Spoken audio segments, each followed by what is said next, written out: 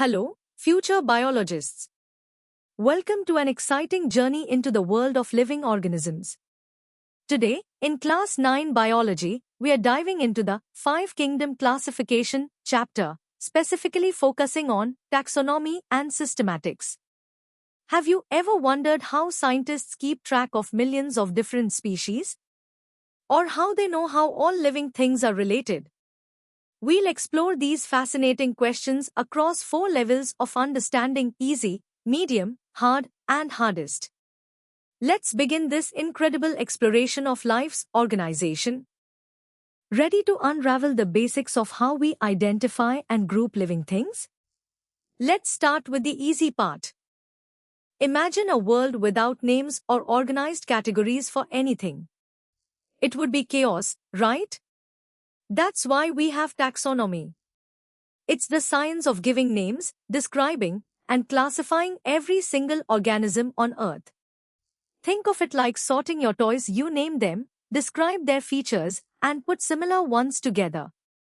This helps us understand the vast diversity of life.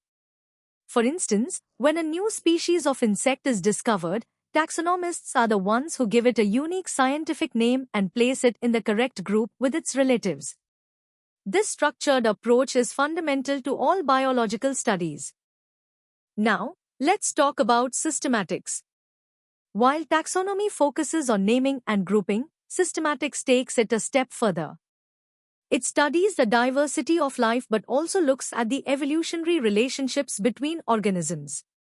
It tries to figure out how different species are connected through their ancestry, much like drawing a family tree for all living things. Why is this important? Well, it helps scientists communicate clearly about specific organisms worldwide. If a scientist in India talks about Canis familiaris *, a scientist in America knows exactly that they're referring to a domestic dog, thanks to taxonomy. And systematics helps us understand how that dog evolved from wolves, showing its place in the grand scheme of life. Alright, time to check your understanding. Here are 3 quick questions to recap what we've learned. Think about the definitions and the main purpose of taxonomy and systematics. Pause the video if you need more time to think about your answers. These questions will help solidify your grasp on the foundational concepts before we move on to more detailed explanations. Feeling good about the basics? Great! Let's now dig a little deeper into the amazing world of biological classification. Taxonomy isn't just one big step. It involves 3 key components. First, there's identification ***. This is like being a detective, figuring out if an organism is already known or if it's a completely new discovery. You compare its features to existing records. Next is nomenclature ***, which is the art of giving a scientific name. The famous binomial nomenclature system, where every species gets a unique two-part name like Homo sapiens for humans, ensures clarity. Finally, classification is the act of arranging these named organisms into a structured hierarchy based on their similarities, from broad groups like kingdoms to very specific species.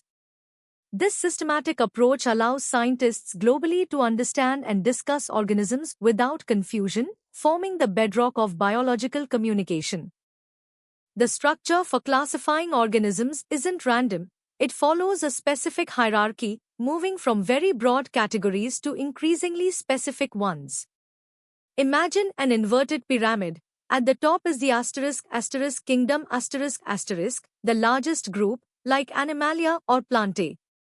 Below that is the phylum a major subdivision within a kingdom. Then comes class followed by order then family then genus and finally the most specific category species star. Members of a species can interbreed and produce fertile offspring. This nested system, largely popularized by Carl Linnaeus, often called the father of modern taxonomy, provides a robust framework. Linnaeus not only gave us the binomial naming system but also laid down the foundational principles for this hierarchical grouping, which, despite modern refinements, remains central to biology. So, how does systematics fit into all this? While taxonomy gives us the names and the organized groupings, systematics goes beyond. It asks, how did these groups come to be, and what are their evolutionary relationships? Systematics uses the taxonomic data, the identifications, names, and classifications as building blocks. With this data, systematists construct family trees or phylogenetic trees. These trees illustrate the evolutionary history, showing how different species have evolved from common ancestors over millions of years. It's about understanding the why behind the what, revealing the deep, interconnected web of life on Earth and helping us trace the lineage of every living thing. Now that you've explored the medium level, it's time for some practice. These 5 questions will challenge you to recall the components of taxonomy, the hierarchical ranks, and the contributions of Carl Linnaeus. Take your time, think critically, and try to answer them thoroughly. This will help reinforce your understanding before we move on to even more complex concepts. Good luck! Alright, buckle up. We are about to dive into the deeper distinctions and intricate connections between taxonomy and systematics. While often used interchangeably, taxonomy and systematics are distinct yet interconnected fields. Taxonomy is primarily concerned with the practical aspects of classification, identifying new species, giving them unique scientific names through nomenclature, and placing them into organized groups based on observable characteristics. It's about creating a stable, universally understood system for cataloging life. Systematics, on the other hand, is a much broader scientific discipline.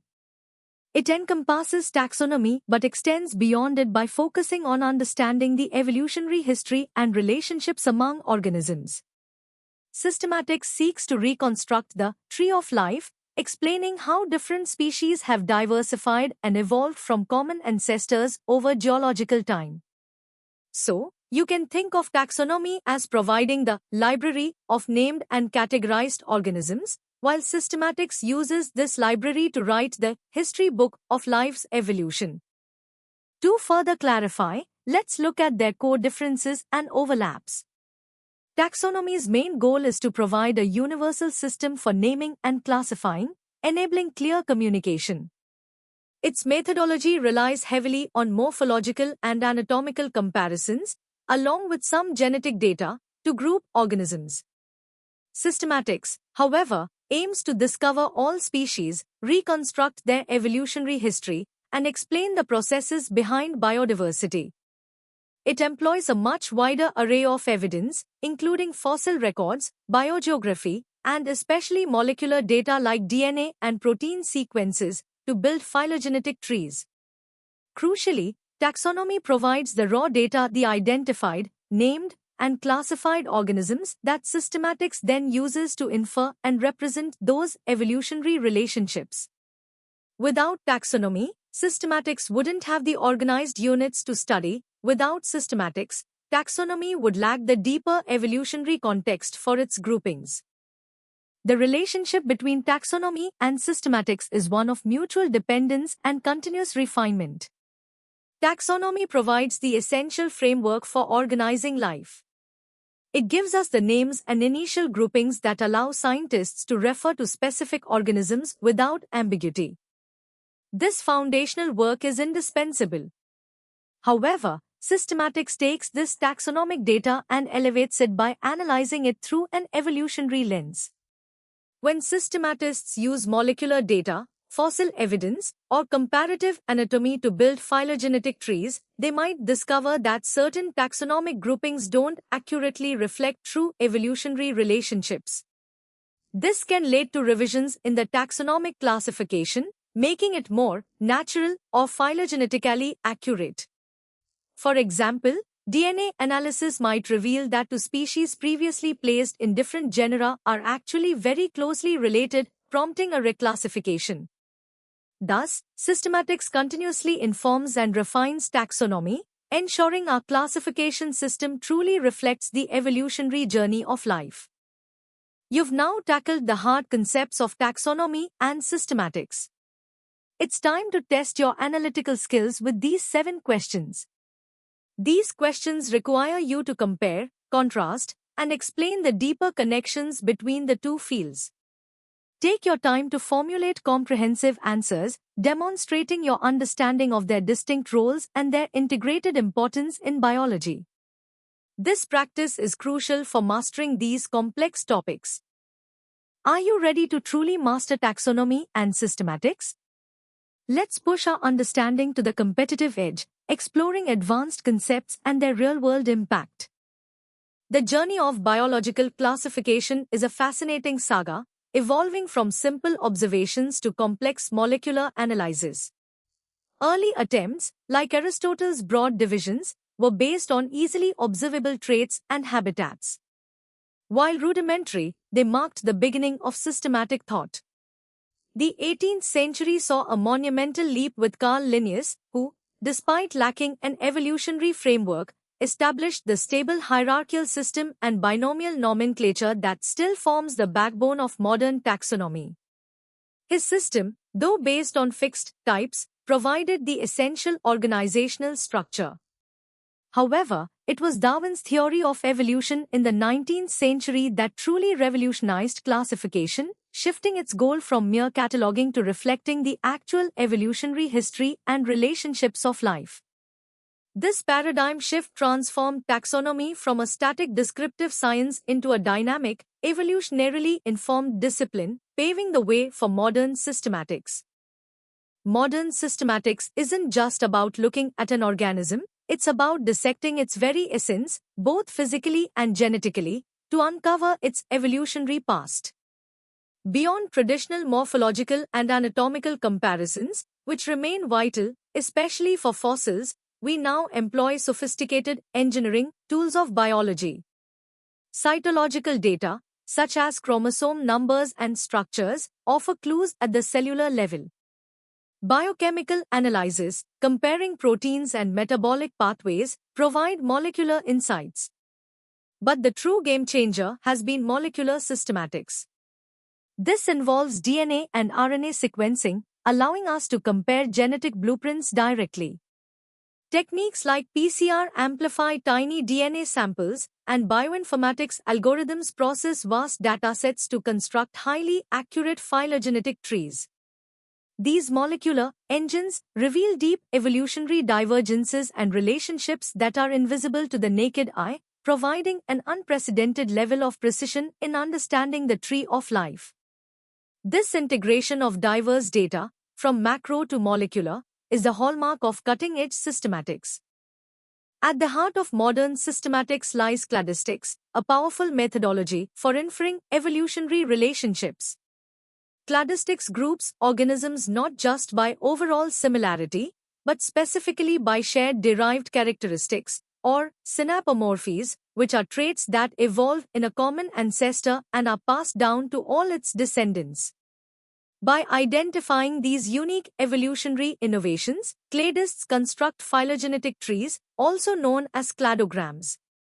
Each branch on a cladogram represents an evolutionary lineage, and each node signifies a common ancestor from which new lineages diverged. The goal is to identify monophyletic groups or clades, which include an ancestral species and all of its descendants, ensuring that classifications accurately reflect evolutionary history. This rigorous approach helps eliminate paraphyletic or polyphyletic groupings that do not represent true evolutionary units. Understanding cladistics is crucial because it provides the theoretical and methodological framework for building robust and predictive classifications, constantly refining our understanding of the interconnectedness of all life forms on Earth. The impact of taxonomy and systematics extends far beyond academic curiosity, forming a critical chain of knowledge that underpins numerous scientific and societal endeavors. From an engineering perspective, accurate classification is like having precise schematics for complex biological systems. In biodiversity conservation systematics identifies unique species and critical evolutionary lineages, enabling targeted efforts to protect endangered life and their habitats.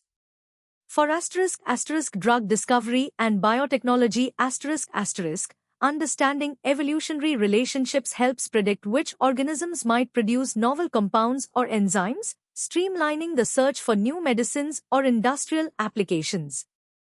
In agriculture precise identification of crop varieties, pests, and pathogens is crucial for food security and developing effective disease resistance.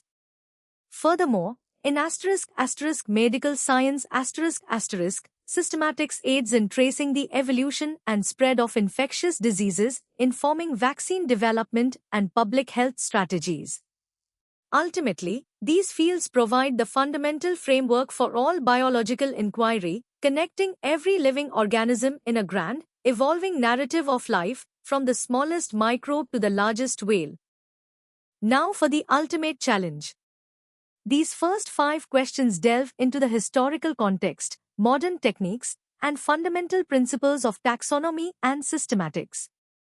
They require deep thought and comprehensive answers, pushing you to connect various concepts we've discussed. Take your time to analyze each question, formulate your responses, and demonstrate your mastery of the subject. These questions are designed to prepare you for competitive examinations and advanced biological studies. Let's continue with the remaining 5 questions of the hardest level. These questions will further test your analytical abilities, your understanding of cladistics, and the broader implications of taxonomy and systematics in real-world applications. Think about the engineering insights and the societal impact of these fields. Provide detailed and well-reasoned answers. Successfully tackling these questions will signify a truly comprehensive grasp of the topic, equipping you with advanced knowledge for your biological journey. And that brings us to the end of our deep dive into taxonomy and systematics. We started with the basic definitions and journeyed all the way to advanced concepts, historical perspectives, and modern molecular techniques. I hope you found this exploration as fascinating as I did. Remember, understanding how life is classified and related is fundamental to all biology. For more such engaging and comprehensive educational content, make sure to visit synapse.omaps.in. Don't forget to like this video, share it with your friends, and subscribe to our channel for continuous learning. Keep exploring, keep questioning, and keep learning. See you in the next session.